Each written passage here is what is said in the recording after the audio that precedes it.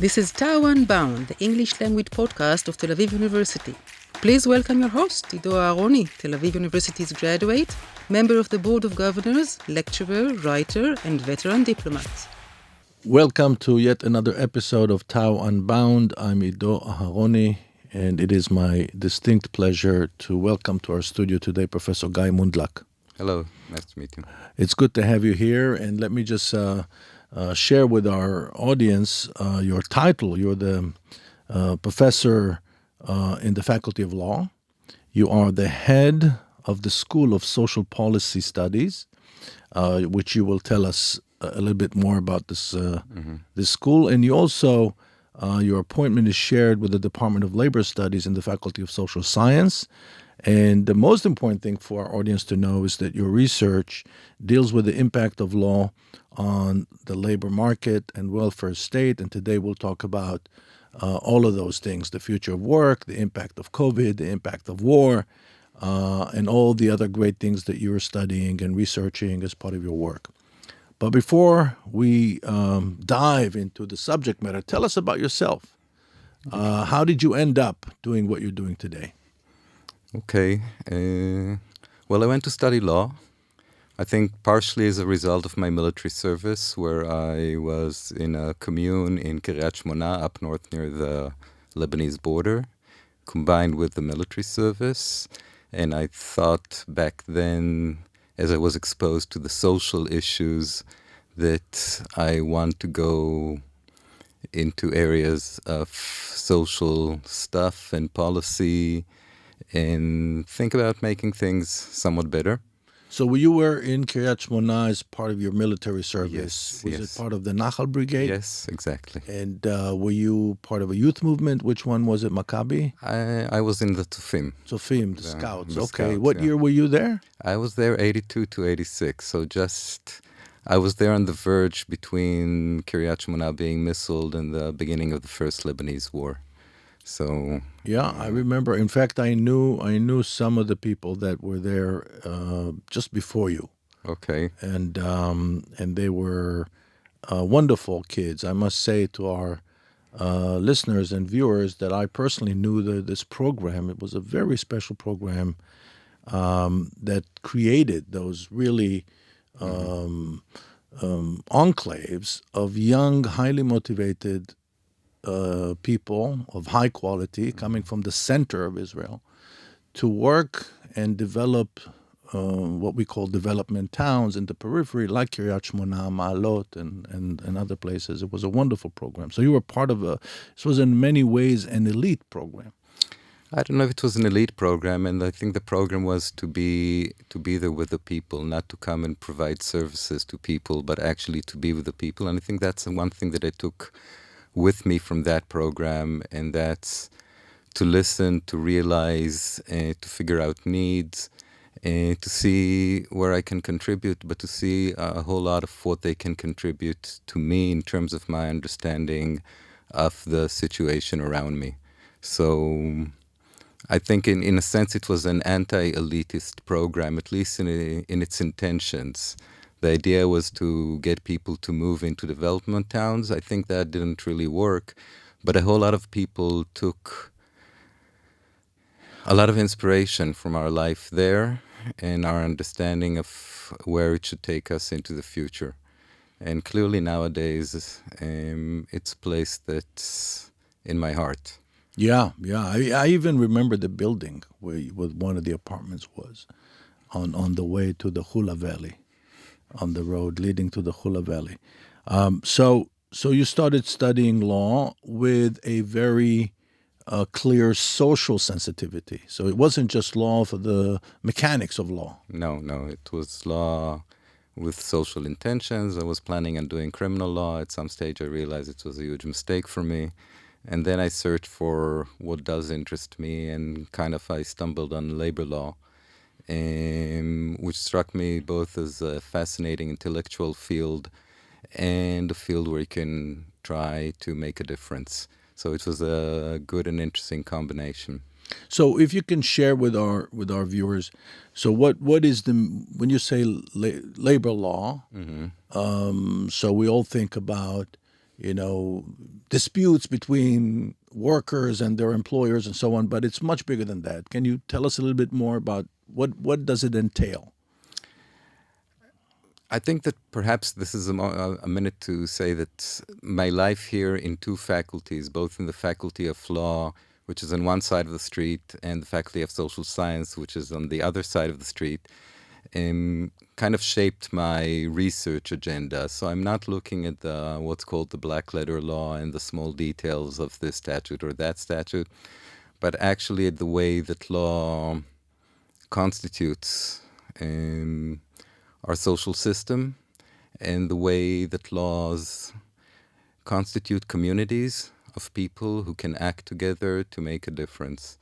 So it's kind of the genre in general is called law and society, and it's a two-way street between the impact of society and law and the impact of law on society. So I think this is particularly where I'm situated. And work is central in our lives. It's attributed to Freud, although it's highly contested, that he said that love and work are the two animating axes of our being. So I focus mostly on work. Love is important. I don't disregard it. And from work, it goes into law. It goes into industrial relations, which is the way that workers can use voice in order to negotiate with their employers. And that includes disputes, but it doesn't have to be disputes. Negotiations can be very productive for both the employer and the workers.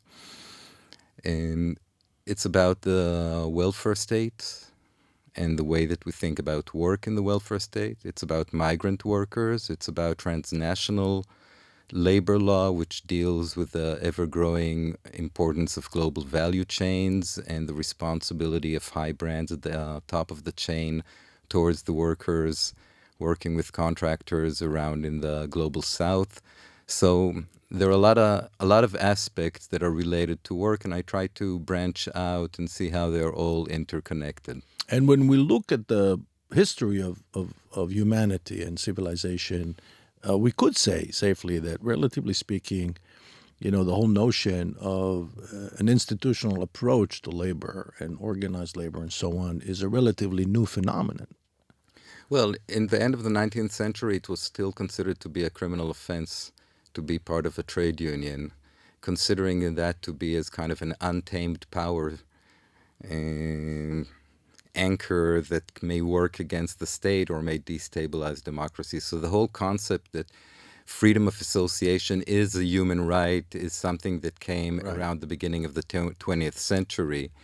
And then there was the rise of trade unions and gradually a decline in their power, and also now a flourishing avenues of other kinds of voice, whether through NGOs or international NGOs, and all kind of organizations that work alongside trade unions in terms of trying to provide workers with more voice and power vis-a-vis their employers. Now, the Zionist movement was an early adopter of workers' rights, right? The trade union was founded in 1920, which is pretty early. The major trade union in Israel, the General Histadrut, was founded in 1920.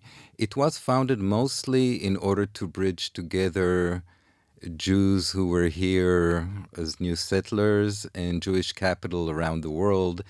And that was in order to forge some kind of an alliance, partially in order to oust or set aside the cheaper and more effective workforce, which was the Palestinian workforce here. So it was kind of a combination of a socialist movement and a nationalist movement. And then the General Histadrut was clearly an important part in the building of statehood, with some discriminatory aspects of the Arab workers until at some stage that changed, and they included the Arab workforce in Israel as part of the Histadrut membership. And also, but it's a thorny story to tell. Right, but also the healthcare was the healthcare was brought about by the General Histadrut, and for many years there was in Israel a system in which people who wanted healthcare, and surprisingly Most people want healthcare. That includes both the insurance side and the provision of healthcare. Would go to one of the two major healthcare providers, who each belong to a different histadrut, to a different federation of trade unions. Therefore, the membership in the trade union was kind of a side effect of I want healthcare. And that brought about a very high coverage of a very high level of membership of members in trade unions in Israel, peaking around the 1980s with around 80% of the population who were members of the trade unions. But again, it's kind of a side effect of the healthcare. It sounds odd, but it's a system that's called the Ghent system, named after that quaint little city in Belgium, Ghent, where the state intentionally delegates to the trade union some kind of a welfare responsibility in order to encourage people to join the trade unions, because they view the trade unions and the employers' associations as what's called social partners. So they are affiliates together with the state in terms of creating a general labor market policies. So that was the idea back then. Now, what's interesting is that this was more popular in the Western world than in the pro-Soviet camp. Let me just mention to our viewers and listeners that the 1st of May, which was the day of celebration of the workers' rights, was actually an American invention. It was. Trade unions were strong in the Eastern Bloc, but again, they were more subordinate to the state. Today we know that one of the characteristics of a trade union is its independence from the state and from the employer, so that it can actually serve as a power counterbalance to the employer that voices what the workers want and not what the state wants for them or what the employer wants for them. May 1st, I don't know if it was a U.S. invention. It is, by the way, still celebrated in some countries where it's a day off. Austria, for example. And Austria is still strong with almost 100% coverage of collective agreements. So that's interesting. But in other countries, May 1st seems some kind of an old tradition that is no longer regarded as important. Right. I remember the May 1st parades in Tel Aviv. They would take the Evan Gvirol Street, and I remember that very vividly as a kid. That was an important day back then, and school children were on the day off and everything. So, to what do you attribute the decline in the centrality of that kind of conversation? Because your expertise actually is the new conversation, which we will talk about. Okay. What do you attribute the decline of that kind of? There are a whole lot of reasons. Some of them are more universal. Some of them are local here in Israel. I think that universal, it's changes in workforce composition, changes in sectors and industries. Trade union worked well in big factories, in ports, in the public service, where there were a big body of workers doing some kind of routinized work. And then it's more easy to negotiate a collective agreement that deals with everyone. Now, as more women and young people and old people enter the workforce, as the public sector is being privatized, as new industries coming and old industries going out, so textile is moving to the global south and high-tech is coming in, the tradition of collective bargaining becomes less familiar and also more difficult to manage because there is more of a plurality of interests among the workers. And that's some of the challenges that strike trade unions, growing of neoliberal policies that do not favor and prefer kind of a free market, what's called the free market or unfettered market arrangement of the labor market, treating labor like any other commodity, as opposed to the ILO, International Labor Organization's constitution, that states explicitly that labor is not a commodity. We do not think about labor in the same way that we think about the prices of tomatoes in the market. And we want to think about it in a different way that attaches to our humanity and to our sense of self. So some of these ideas have somewhat departed us. And now there are also challenges of a new labor market. Right, which we will talk about. Which we will talk about. So the future labor market creates further challenges.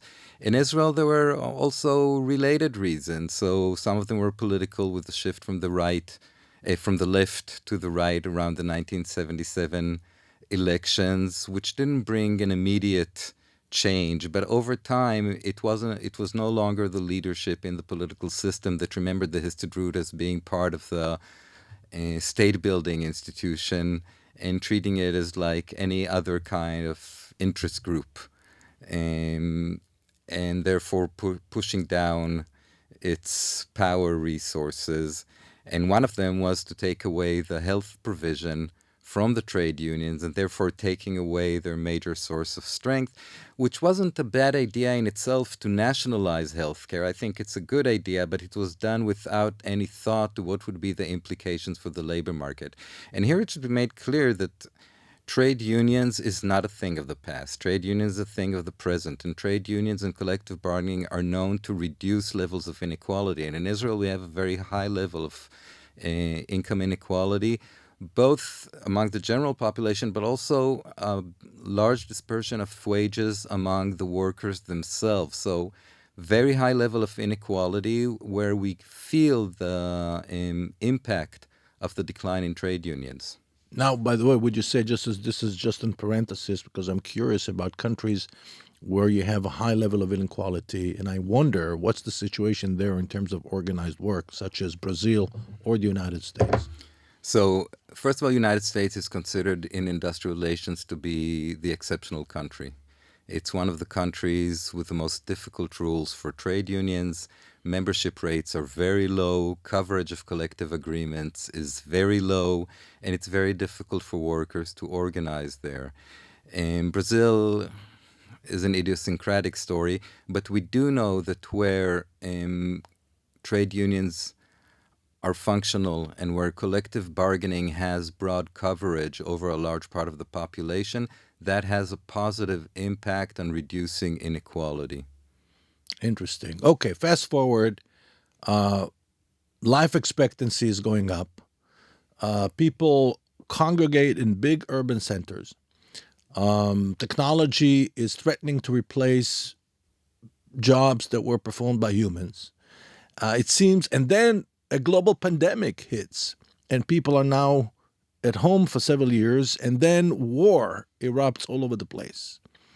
What's happening to the labor market in the age where the traditional social contract is being threatened, and shared economy is introducing this new idea called gig economy? Wow, that's a whole lot of brilliant questions. So that's why we're here. Let me do a reverse a little bit. Okay.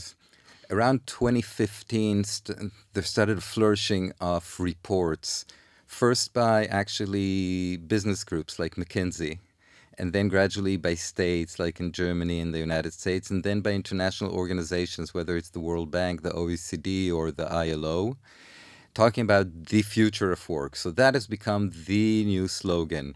And that's really a prediction into the future, placing the future of work in what's called the fourth industrial revolution, and that's the cyber revolution. And as you said, robots that may replace humans on the job, a growing use of artificial intelligence, Internet of Things. It's very easy to track and follow everything that is happening in the workplace. And when we look at the future of work, then everything we were used to in the traditional labor market, and the traditional labor market we're talking about 10 years ago or 20 years ago, somehow seems to be in a situation of misfit. So how do we think about working time when people are working from home? Do we have compartments of working time and leisure time? So we used to punch the clock in the morning and punch the clock as we leave back home. We no longer punch anyone, or we punch each other, but not in the labor context. So what happened to time? What happened to the idea of a workplace where I may work for a contractor that works for a contractor that works for some kind of a brand somewhere else? Is there a place, and particularly if I work from home? How do we think of privacy? We knew how to deal with privacy in the workplace. Can you put cameras that monitor the workers, yes or no? What do we do now when workers work from home and employers monitor their daily life by having some kind of software that can simply enter their computer at any time?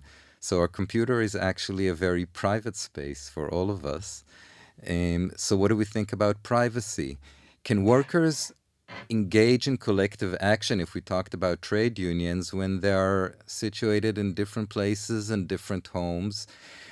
What's the role of global nomads, people who travel with their computer and find a cheap hotel in Thailand or then in Amsterdam and work for all kind of places? What happens when we are making people, instead of employees, we make them into freelancers that they have to negotiate for themselves who will be their clients? So we consider them as individual entrepreneurs, economic entrepreneurs, but a lot of them are not like high-tech experts. And we see this growth of vision of self-sufficing individual entrepreneurs in anywhere from platform workers like delivery workers or taxi drivers to people who offer creative services in the media, designing websites, analyzing stuff, to people who go into startups.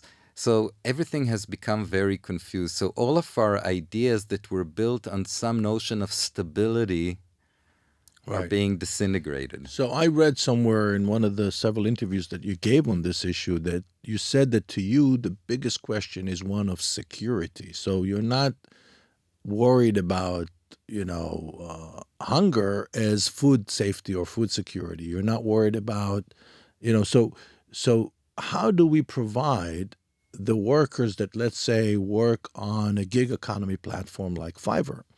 How do we allow them to be safe when it comes to, God forbid, something happens to them health-wise, or something happens to them if they, I don't know. What are the mechanisms we can introduce? Well, I think we're searching for that one.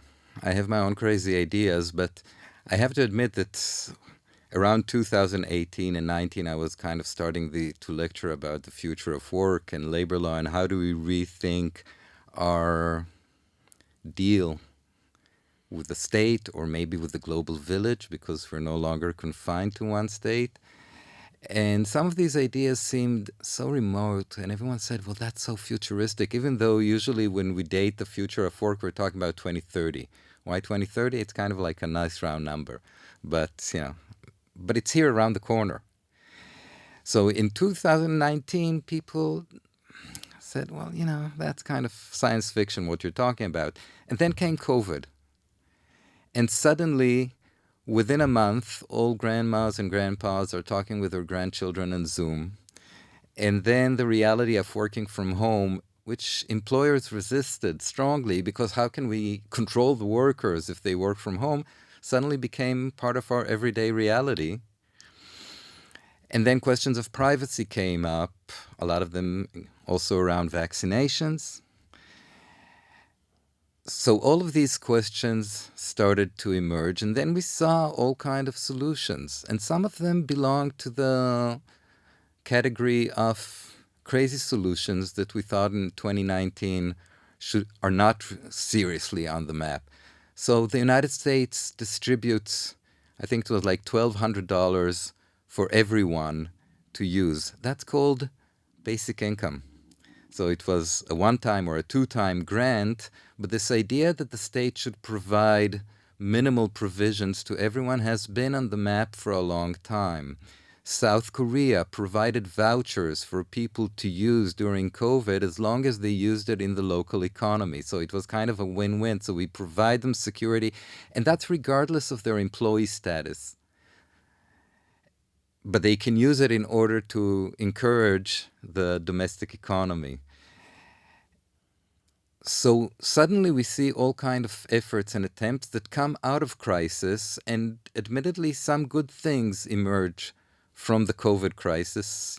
Preferably we would have preferred to go in safer routes in order to get to these solutions, but they did a fast forward. At least here in the university, I remember it was March 17th, it was a Thursday, I think, that they told us that on Sunday, all the teaching staff is starting to teach by Zoom, which was a serious task. Some people here were full faculty members, already experienced online teaching, but we have a whole lot of adjuncts and a whole lot of teachers who had to get accustomed to teaching online over the weekend. And I think without COVID, that would have been a process that would have taken at least a decade. And suddenly it was crammed into one weekend. So there was a fast forward with new ideas of solutions. But it was also a warning sign, because when we saw the outcomes of the COVID crisis, which was a health crisis, on the labor market, we saw that those who approached the crisis in a weak situation, meaning they're not being designated as employees, they don't have rights, we treat them as self-standing, independent economic entrepreneurs, fared worse. We didn't have a good idea. We had a good idea how to help out employees, regular, routinized employees. We didn't have a good idea on how to help all those independent workers. And we also found that among the employees, and that's in research that we conducted also with the cooperation of researchers at the University of Haifa, that people who were not represented by trade unions and who were employed in all kind of odd statuses, such as working through temp work agencies and working in gig economy and working on fixed-term schedules, suffered a much greater blow during the COVID. And not surprisingly, women suffered more than men, and Arabs suffered more than Jews, and people with disabilities suffered more than people without disabilities. So the weakest segments of the workforce suffered more during the COVID. And one of the statements that I like to quote to my students is from Guy Ryder, who was the head of the ILO around the COVID, when he says, we're talking all the time about how we're longing to go back to the normal state, but we should actually realize that the normal state was not that good, and we should actually think about how we can create a new normal. And that brings your questions, which I think are still in a sense unresolved, is how do we create a security blanket for people that they will know that they have some stability in their lives, that they have a future, that they can plan their future, that they can invent themselves for a better future, despite the fact that a fourth industrial revolution and climate change and war are going to constantly disrupt any plans that we're having. Legally, are there any obstacles to create the union of gig workers? Yes. Gig workers are considered to be not employees. They perform work. In many countries, they're being held to be independent workers or freelancers. It is a matter in dispute now in Israel. It's a matter in dispute in a whole lot of countries, with verdicts coming out in all kinds of ways. But trade union organize employees. That's the law in most countries. And therefore, if you're not regarded as an employee, you're not allowed to unionize. That leads to some creativity. So Uber drivers in New York created all kind of alternative organizations and succeeded in negotiating, but it's not negotiating the traditional collective bargaining agreement, which has by law exceptional power. So it's finding new ways to somehow negotiate employment rights. But this is all a field in exploration. And how can you extend protection to non-employees? And neoliberal politics is concerned that this is going to disrupt competition, because competition is good, because then people are actually providing services for different prices, and that will lower the price for the consumers. And indeed, all the consumers are very happy with the Uber and the Volt and all kind of services that provide them fast, speedy, and cheaper services. But there are people that will pay the price. And it's the same with the global value chains. We're very happy that we can buy T-shirts for $10 in H&M or any other kind of brand, but there are people who are earning cents in order to produce those. So we have to start acknowledging that that this is not a sustainable arrangement if we want to keep a community that is kept together without grave inequalities that are actually fragmenting our social fabric. Yeah, listen, we could talk about this for hours, but we're running out of time. Let me just ask you one question that is on my mind, and that is about life expectancy. So we're being told that with the advent of medicine, life expectancy, even possibly within our lifetime, will go up to over 90. That means, and people in good health. So it's not going to be people that it's difficult for them to function.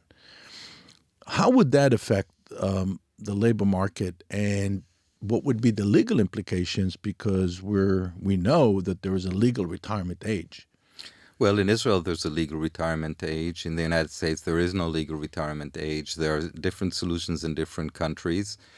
In Israel, it's a matter in dispute, constantly in dispute. Partially, it's to raise retirement age because 67 was considered to be like a few years before we die. So we have just a few extra years. But then the pensions are not enough for a long life expectancy. So we need to rethink the welfare system. We need to rethink the idea that people at 60 and something are no longer useful, because they are, and they can contribute, and some of them seriously want to contribute. And there's a third aspect, that people are growing older, but they're not necessarily very healthy or self-sufficing as they grow old. We know how to keep them alive. We're not sure that we know how to keep them in a situation of good living. And for that, we need care workers. And we need to develop a whole sector of people who support aging people. And unfortunately, that's usually an unorganized sector of people working for very low wages, with very little collective representation, with a whole lot of migrant workers who are doing this. So that's a third part of this equation that we need to consider. If people are moving from traditional industry with collective bargaining and a good pension into areas that are unregulated and unrepresented, then basically we're losing out in our search again for creating some kind of a community. Well, Professor Mundlak, thank you so much for taking the time and for providing us with a glimpse into the future. You really gave us a wonderful overview of the challenges and also the opportunities, I must say. Thank you so much, and hopefully we'll host you here again sometime soon. Thank you for the good questions. And to our viewers and listeners at home from Tel Aviv, see you again in our next episode. Bye-bye.